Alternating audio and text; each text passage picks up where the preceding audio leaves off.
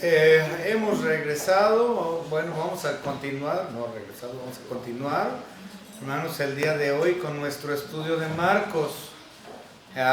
Tenemos ya tiempo viendo Marcos, yo para este punto hubiese pensado que estaríamos más avanzados, pero ha sido un estudio muy interesante y hemos llegado ya a Marcos capítulo 4, a partir del versículo 35 al 41, y espero que hayan puesto atención. La letra que acabamos de cantar, maestros encrespan las aguas. Creo que la mayoría de las personas están familiarizados con este evento en la vida de nuestro Señor Jesucristo, donde las olas en el mar de Galilea, es decir, el lago de Genezaret, llegaron a ser tan fuertes que los apóstoles carecieron de fe, y nuestro Señor Jesucristo se encontraba dormido en la barca. Y Él dijo: sea la paz, cálmese, cállese, le dijo a la tormenta, y la tormenta se apaciguó y ellos pudieron cruzar y llegar a su destino al otro lado del mar de Galilea. Entonces este himno está basado en precisamente esto, Marcos capítulo 4 del versículo 35 al 41. Lo que acabamos de ver la semana pasada, lo último que vimos fue las parábolas del reino. Recuerden que hay un total de 7 parábolas del reino, una octava que se agregó después, que nosotros podemos ver en Mateo capítulo 13. Bueno, cuando nuestro Señor Jesucristo dio las parábolas del reino, que las hizo en un mismo día, todas fueron en un mismo día, Marcos también habla, y ya lo vimos al final del capítulo, en los versículos anteriores, todo el capítulo 4, estuvimos viendo las parábolas del reino. Todo el capítulo 4 sucedió el mismo día, ¿sí? Entonces, vimos, ahora, obviamente Marcos no tiene todas las parábolas del reino, las otras están en Mateo. Marcos nada más incluye, me parece que son 3 o 4, ya ni recuerdo. Lo acabamos de ver y no recuerdo. Pero el punto es, las parábolas del reino todas fueron dadas en un mismo día. Y esto nos lleva ahora al versículo 35, Dios calma la tempestad, y termina en el 41. Y en esta sección, obviamente, pues esto no es una parábola, esto es algo que aconteció después de ese día entero de parábolas. Y vamos a estudiar acerca de esto. Podemos ver un par de cosas interesantes aquí en esta sección, pero hermenéuticamente hablando, los receptores de esta lección, porque en realidad esto que sucedió, el evento de la tormenta, fue una lección, ¿sí? Fue una lección, no fue un evento al azar. Recuerden, Jesucristo es Dios.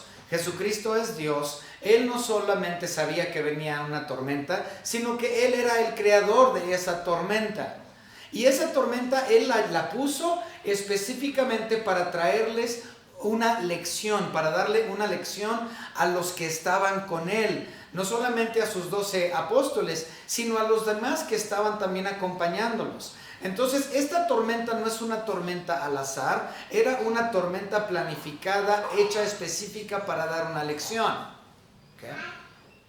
Dar una lección en cuestión a fe, o más bien la carencia de fe. ¿Okay? Los apóstoles tenían una carencia de fe tremenda, y obviamente por eso los famosos palabras que vienen aquí al final, que vamos a ver, que dice: hombres de poca fe. Entonces eso es el punto de esta sección, mostrar la carencia de la fe en las personas, y Dios pone a prueba nuestra fe. ¿Okay? Y en este caso nuestro Señor Jesucristo estaba poniendo en prueba la fe de sus discípulos, y otra vez no solamente los 12, sino todos los que lo acompañaban. Y nuevamente, la iglesia todavía no existía. La iglesia llegó a suceder o llegó a existir hasta Hechos capítulo 2. Entonces, los receptores de esta lección de la tormenta como tal no es la iglesia. Ahora, como lo mencionamos en la escuela dominical con el hermano Salvador, la aplicación a esto para la iglesia es la misma que para los apóstoles, por cuestión de que aunque nosotros no somos el objeto de esta lección, pero lo podemos aplicar, lo puedo aplicar muy fácilmente, porque como tal los principios detrás de siguen igual hoy. ¿Por qué? Porque hay muchos cristianos que han creído en Cristo como su único y propio Salvador, como lo hicieron los apóstoles, que son carentes de fe. ¿Tienen fe en ciertas áreas de sus vidas? Ya sí, yo tengo fe en que Dios es esto y Dios es aquello, pero no tienen fe en que Dios los proteja y haga otras cosas. Un ejemplo muy bueno de esto, yo siempre lo cuento, siempre se me viene a la mente cuando este ejemplo lo he dado muchas veces. Yo tengo un amigo muy cercano a mí, ¿okay? Y lo quiero mucho y yo le he dicho muchas veces, ven a México a visitarme, ven a México a visitarme. Quiero que vengas a Guadalajara y que veas lo que Dios ha hecho. Y dice, hermano, yo que quisiera yo poder ir ahí, pero no me puedo subir al avión. Le dije, ¿cómo que no puedes subirte al avión? No, yo le tengo temor a los aviones.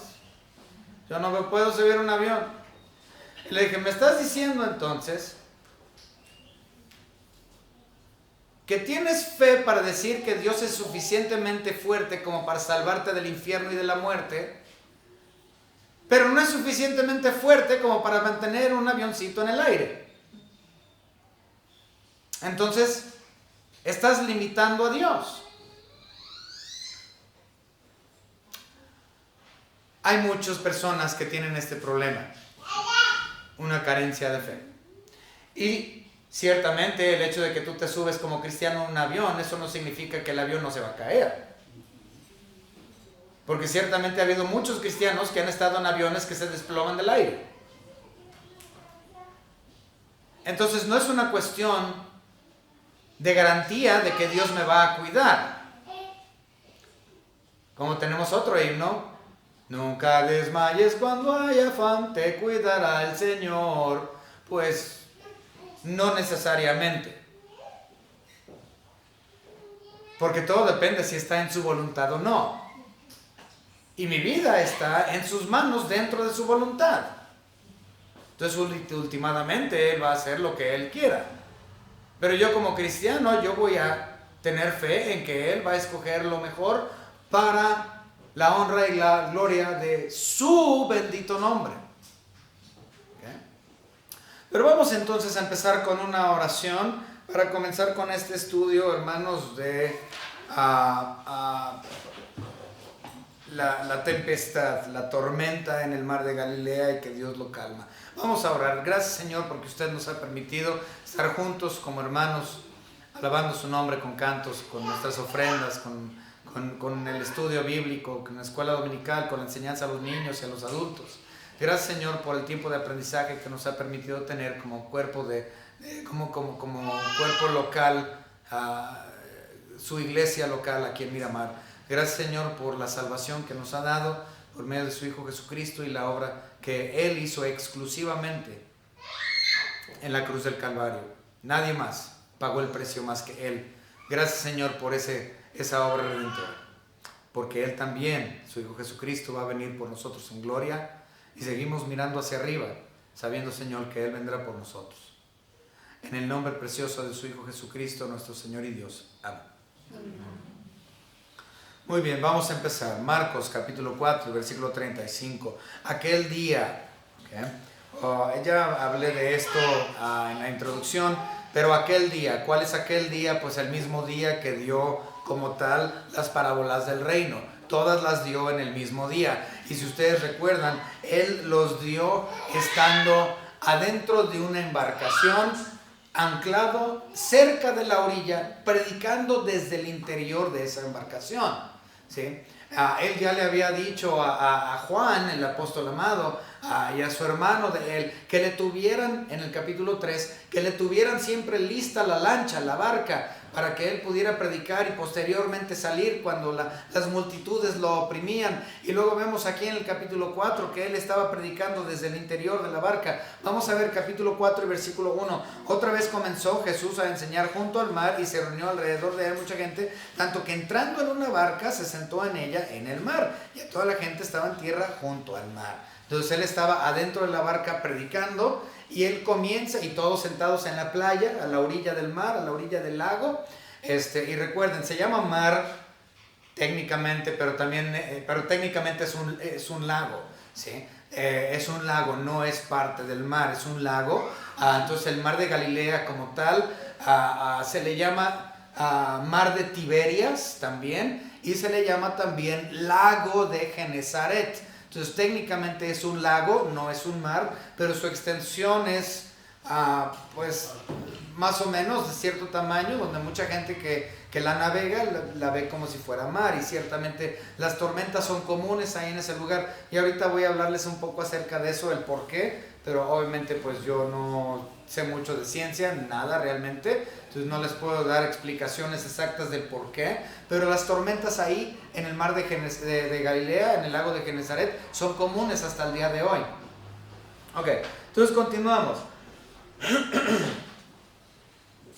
Entonces dice el versículo 35 que Cristo dijo: pasemos al otro lado. Después de que él estuvo todo un día predicando parábolas, es su voluntad pasar al otro lado. Y el hecho de que Cristo Jesús les dijo: pasemos al otro lado, esto debería de haber sido de garantía para ellos, de que iban a llegar, porque la voluntad de nuestro Señor Jesucristo era llegar al otro lado, y Él dijo: pasemos al otro lado. Entonces esas simples palabras de nuestro Señor Jesucristo deberían de haberles dado seguridad o garantía de que iban a llegar, porque Él, Jesús, siendo Dios, su voluntad era llegar al otro lado, y nada nunca jamás va a interrumpir la voluntad de Dios. La voluntad de Dios se hace, punto, siempre.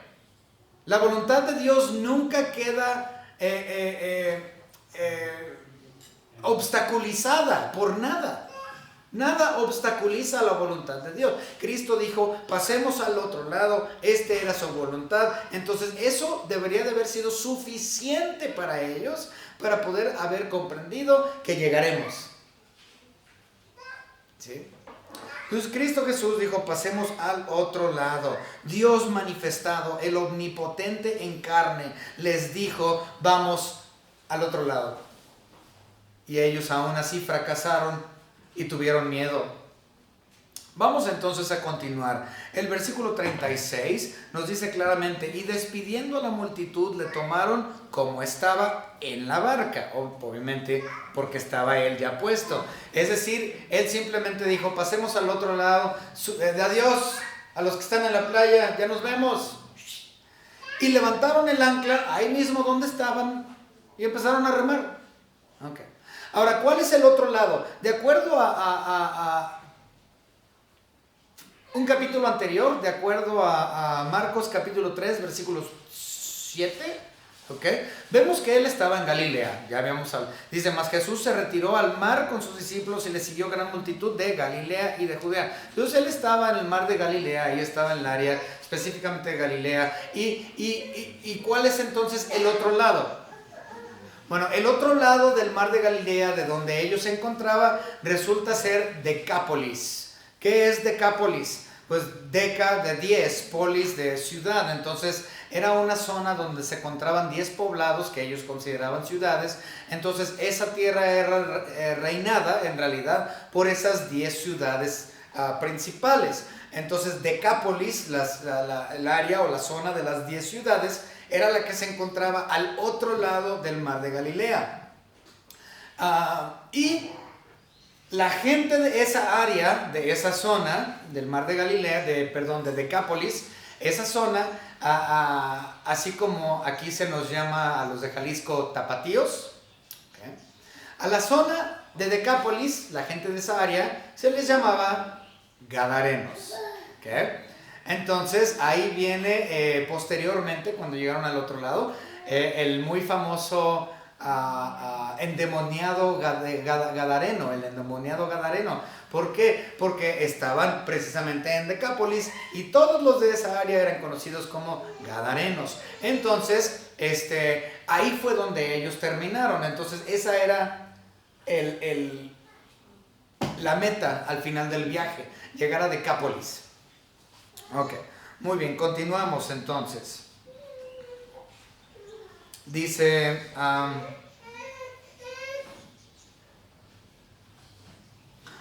observen, vamos a ver algo interesante en el versículo 36. Y despidieron la multitud, le tomaron como estaba en la barca, cruzaron al otro lado a Decápolis, o era el punto donde querían ir, y había también con él otras barcas. Muchas personas omiten eso. Nada más consideran que era la barquita de nuestro Señor Jesucristo con sus 12 discípulos ahí nada más. Pero Marcos nos dice, en efecto, no solamente era la barca o la embarcación donde se encontraba Cristo Jesús y sus apóstoles, sino que había varias embarcaciones que estaban también junto con nuestro Señor Jesucristo. Y eso es algo que la mayoría de la gente pues simplemente no piensa. Hubo otras embarcaciones que estaban ahí también unidas. Y eso es importante, por un detalle que vamos a ver más adelante en un par de versículos, ¿ok? Entonces, hubo otros.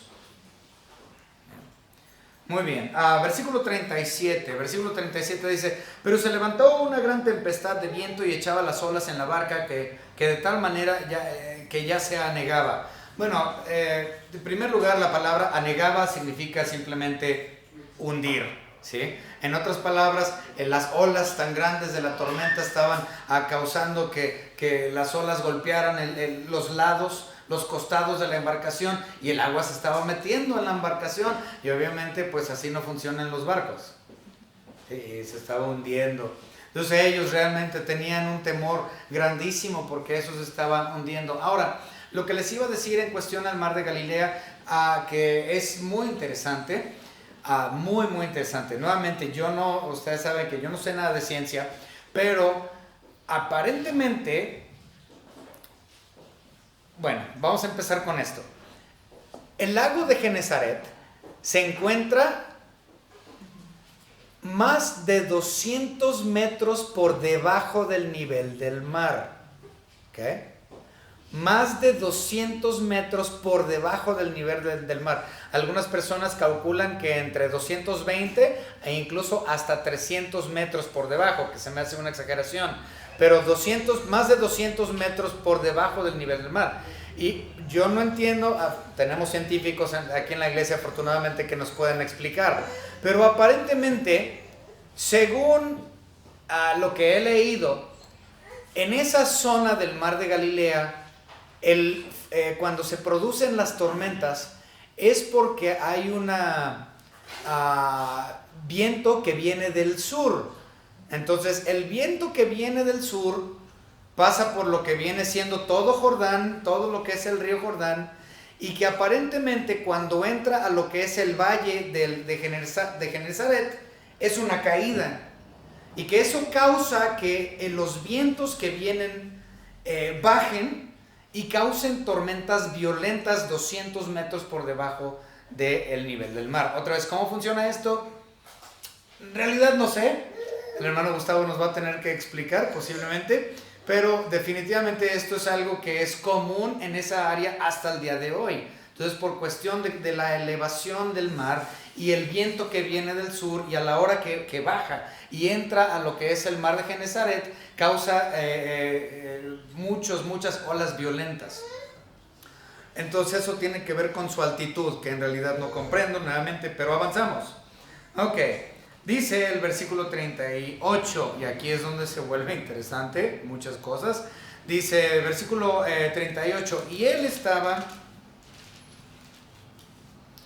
en la popa. La popa es la parte de atrás de la embarcación, la proa es la parte de enfrente. Entonces, no han cambiado mucho realmente la técnica de hacer embarcaciones, especialmente de ese tipo. Son pequeños, no son muy grandes.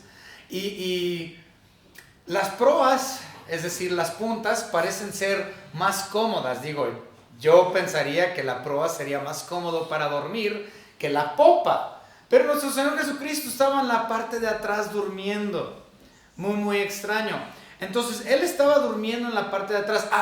¿Y eso qué nos muestra? Algo que tenemos que notamos claramente en Marcos capítulo 4, en esta sección, es que podemos ver la unión hipostática, ¿sí? La unión hipostática de nuestro Señor Dios se ve aquí en esta sección. Ahora, ¿a qué nos referimos? Es decir, su humanidad y su divinidad las podemos observar en esta sección.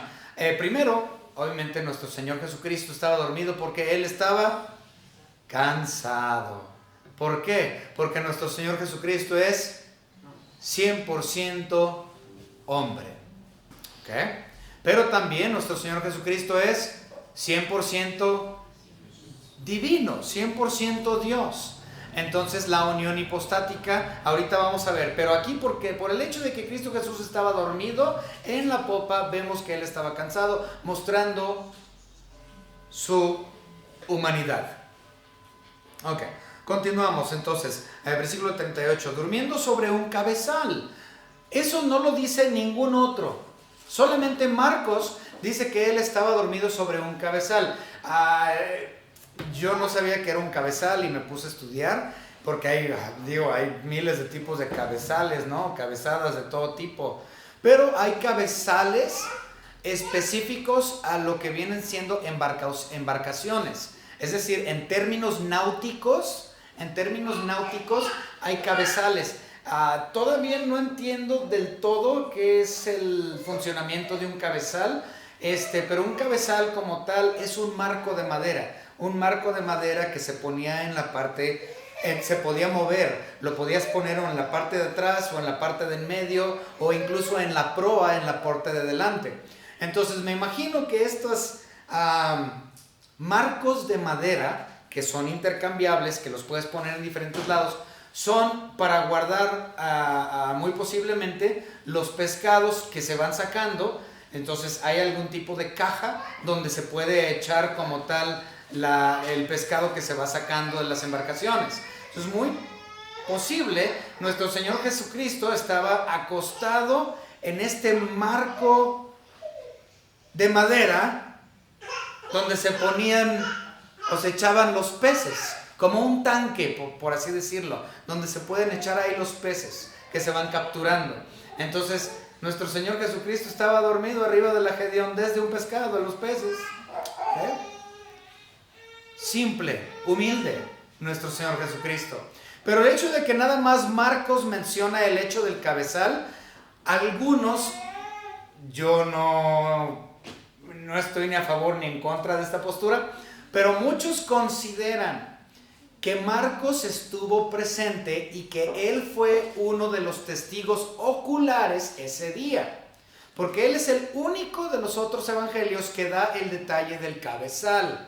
Y muy posiblemente él fue uno de los jóvenes o muchachos, recuerden, porque él estaba niño realmente cuando Cristo estaba caminando aquí instruyendo. Juan Marcos era un chiquillo, estaba bien chiquito. Entonces muchos consideran que él fue un testigo ocular ese día porque él es el único que da el detalle del cabezal y que muy posiblemente él fue uno de los que estaban en alguno de los otros barcos que estaban ahí con Cristo. Recuerden, el versículo dice que había otros barcos que le seguían, no solamente era la embarcación de Cristo Jesús. Entonces muy posiblemente Juan Marcos estaba arriba de una de esas otras embarcaciones, observando a la persona de nuestro Señor Jesucristo, cansado, dormido ahí junto a lo que era el espacio para los peces que iban sobre el cabezal,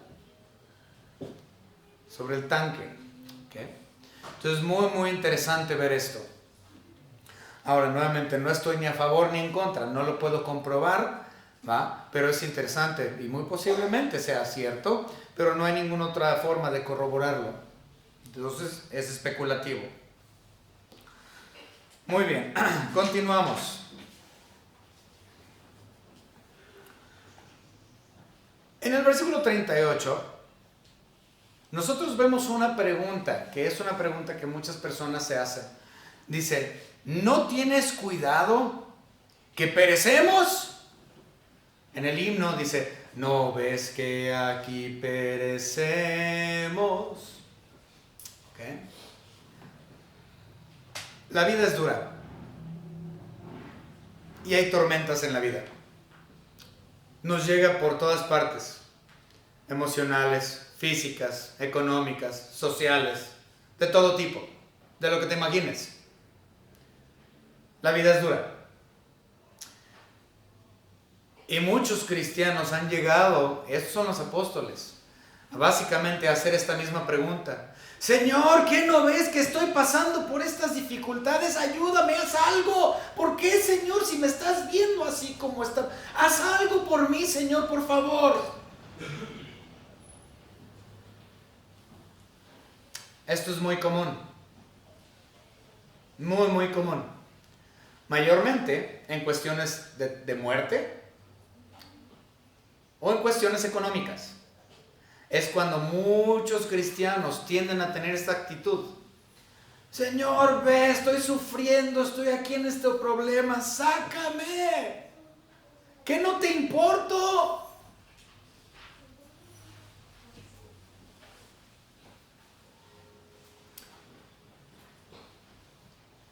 Es decir,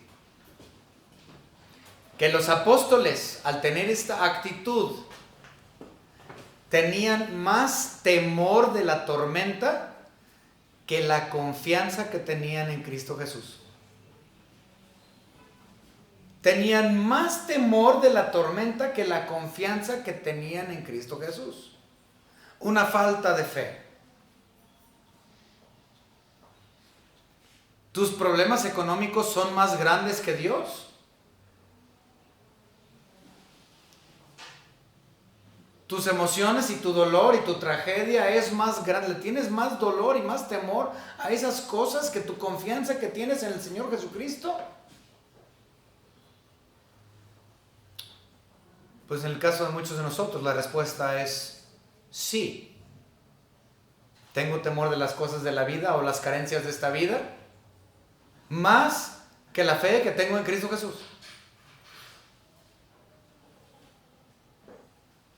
Esto fue lo que pasó con los apóstoles.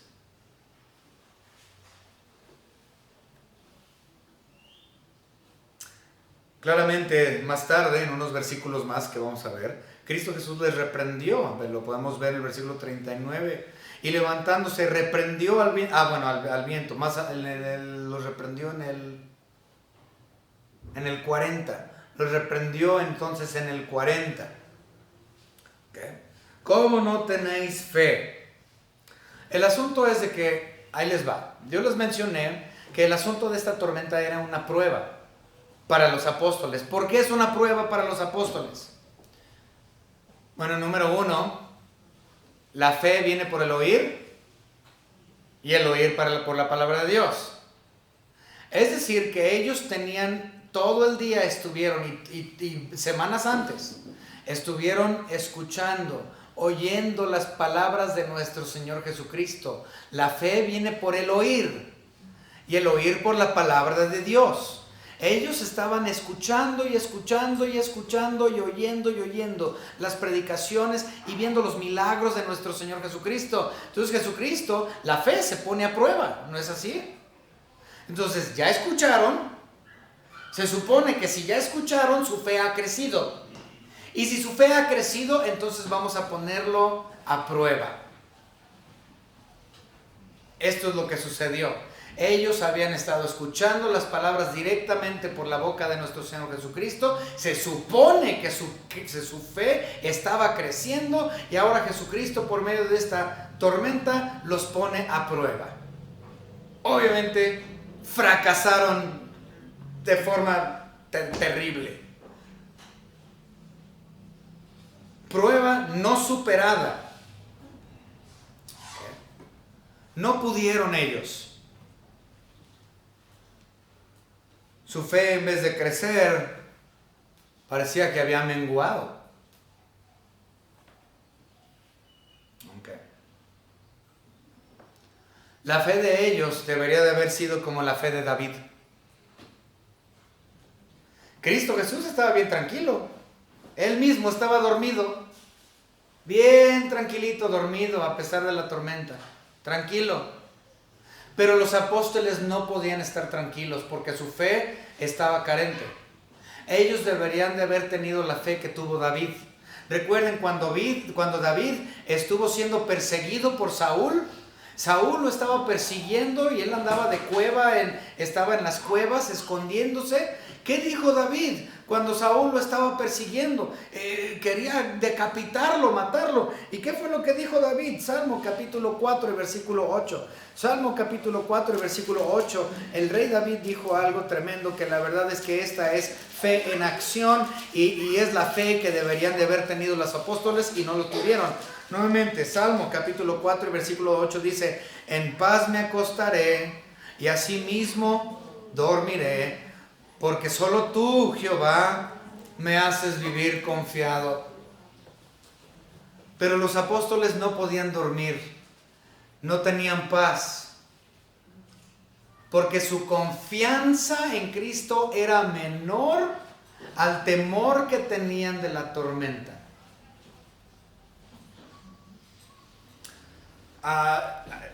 Se me acaba de venir a la mente, no recuerdo quién lo dijo, no sé si fue Jonathan Edwards o Spurgeon o uno de esos grandes, no recuerdo, pero dijeron que la solución, el remedio, no la solución, dice, el remedio al temor es la fe.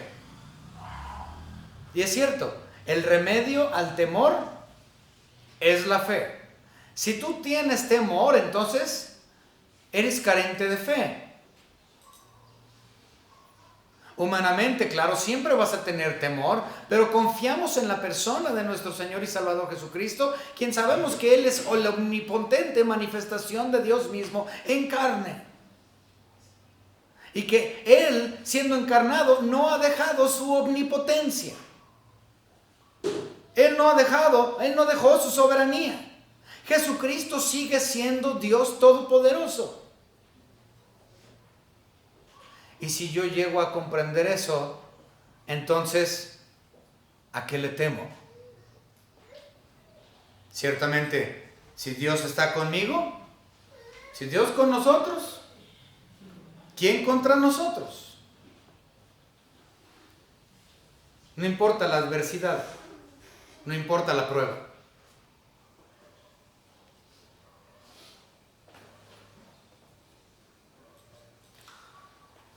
Versículo 39, dice: y levantándose reprendió al viento y dijo al mar: calla, enmudece. Esto es interesante, la palabra calla y enmudece en el griego, literalmente significa bozal, ¿okay? Bozal. En otras palabras, tan simple que Cristo Jesús le puso un bozal a la tormenta como si fuera un perro. Fácil. No sé si usted le ha puesto un bozal a un perro, pero la verdad no es un acto difícil. Nosotros hemos tenido puros pitbull y antes les poníamos bozales a nuestros animales. Y mira, bien tranquilo, como si nada, facilito para ponerle el bozal al perro. Especialmente si están acostumbrados a usarlo. En este caso, nuestro Señor Jesucristo simplemente le puso un bozal a la tormenta. Nada difícil. ¿Por qué? Porque Jesucristo es Dios.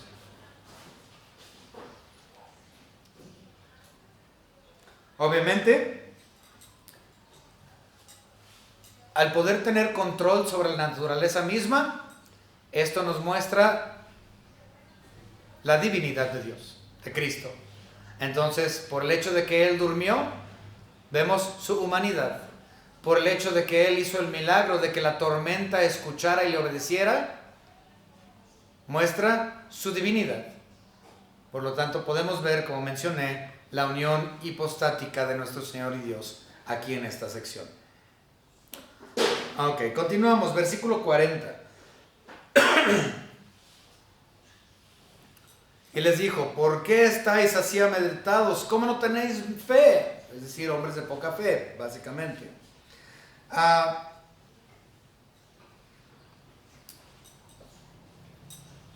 Ellos eran creyentes. Ya habían sido salvos por gracia, por medio de la fe, no por obras. Los apóstoles ya eran salvos. Entonces no está hablando de fe salvífica, sino que está hablando de fe en la obra de Cristo Jesús, no solamente para la salvación, sino en todo aspecto de mi vida. Entonces ellos, al igual que mi amigo, habían creído que Cristo Jesús era suficientemente poderoso para salvarles, pero no lo suficientemente poderoso para calmar la tormenta, o en el caso de mi cuate, mantener el albión arriba en el cielo. Limitan entonces el poder de Dios. Su fe es limitada. Creen para la salvación, pero no creen que Cristo es suficiente para otros aspectos y áreas de su vida. Esto es común dentro de los cristianos. ¿Y saben qué? Este es un problema. La Biblia lo llama un corazón malvado.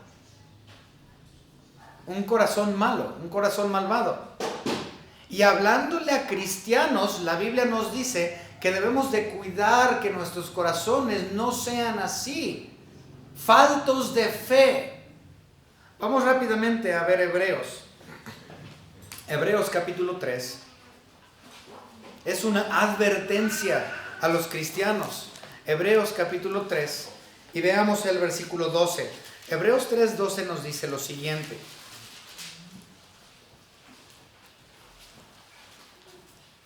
Mirad, hermanos, es decir, a los cristianos, que no haya en ninguno de vosotros corazón malo de incredulidad para apartarse del Dios vivo. Y ellos, los apóstoles, estaban teniendo un corazón malo de incredulidad, falta de fe. Si o creo en Cristo en todo aspecto de mi vida o no creo en Él, lo cual me va a llevar a tener o a ser apartado completamente de Él. Y aquí el escritor de Hebreos los está llamando hermanos, es decir, personas que verdaderamente son salvas, pero aún tienen un problema con la vieja naturaleza. Y por cuestión de la vieja naturaleza y la falta de estudio, esto los ha llevado a que ese corazón malo empiece con asuntos de incredulidad, lo cual te aparta de Dios. No pierdes tu salvación, pero sí tu relación con Él queda realmente lastimada.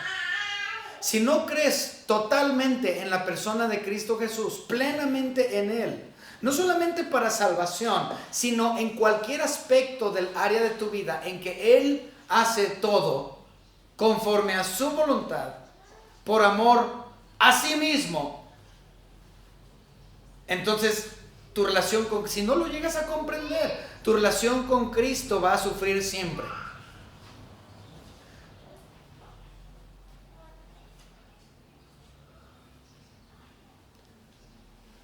No vas a perder tu salvación, porque la salvación no se pierde, pero nunca tendrás esa relación íntima con nuestro Señor Jesucristo, porque tú todavía estás confiando en ti mismo y lo que tú puedes hacer por ti mismo, en vez de qué es lo que Dios hace en medio de estas circunstancias.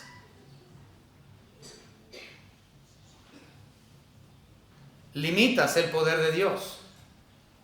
Dices, sí, Dios es suficiente para salvarme, pero no es suficiente para...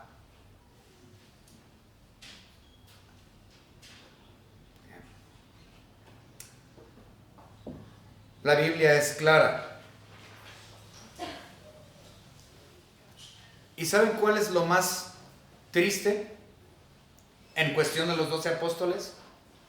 Que su carencia de fe vino después de que ellos habían escuchado los sermones predicados por boca directa de nuestro Señor Jesucristo y cómo es que Él predicaba con autoridad. No solamente habían escuchado la palabra predicada, y la fe viene por el oír y el oír por la palabra de Dios, y ellos lo escucharon directo de la boca de Cristo Jesús y carecieron en fe, sino que, si aún fuera poco, los apóstoles vieron que Cristo Jesús tenía autoridad sobre los demonios y ya había sacado un demonio tras otro, tras otro, tras otro. Vieron entonces su predicación de autoridad. Vieron su autoridad sobre los demonios, una y otra vez. Vieron entonces también que en el capítulo 2, que Cristo Jesús tiene la autoridad para perdonar el pecado.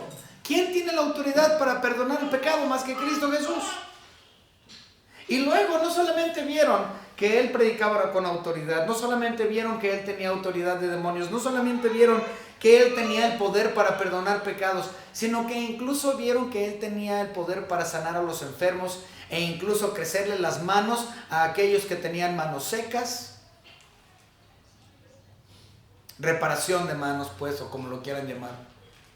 El punto es que Cristo mostró que Él era Dios. Cristo Jesús, una y otra y otra y otra vez. Y los apóstoles habían sido testigos oculares de todo esto, y ahora llega esta tormentita y dicen, ¿qué va a pasar? No podemos. Vamos a morir.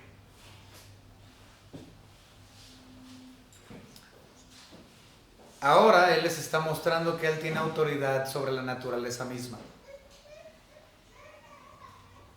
Por si no creían, ahora vean que Él tiene poder sobre la naturaleza.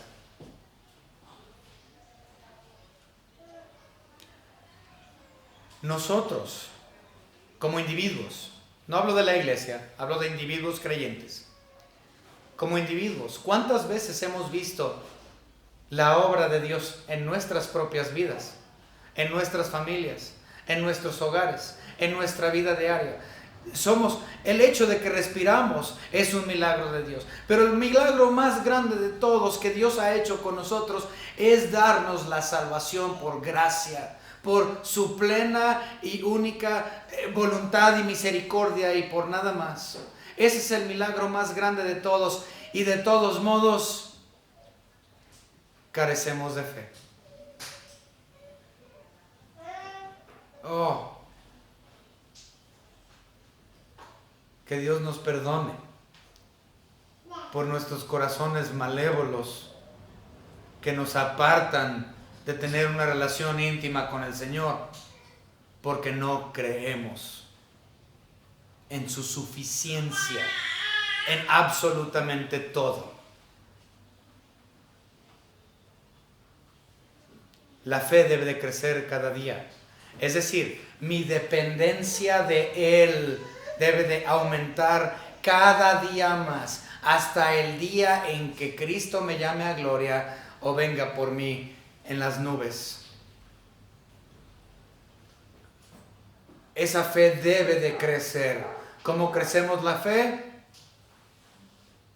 Por el oír de la palabra de Dios. Pero entiendan que si ustedes escuchan la palabra de Dios y su fe crece, entiendan que su fe va a ser puesta a prueba.